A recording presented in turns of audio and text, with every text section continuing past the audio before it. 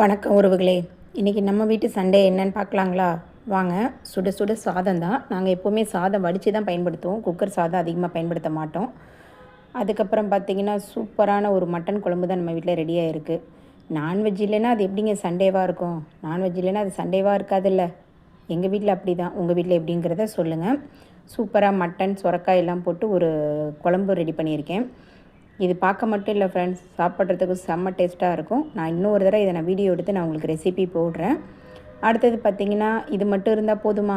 அதுக்கு நம்ம side dish ஒன்று வேணும்ல. அது பார்த்திங்கன்னா சுவரொட்டி தான் இன்றைக்கி ரெடி பண்ணியிருக்கேன். இது வெங்காயம், பூண்டு, பெப்பர் எல்லாம் போட்டு சூப்பரான ஒரு சுவரொட்டியை நான் ஃப்ரை பண்ணியிருக்கேன்.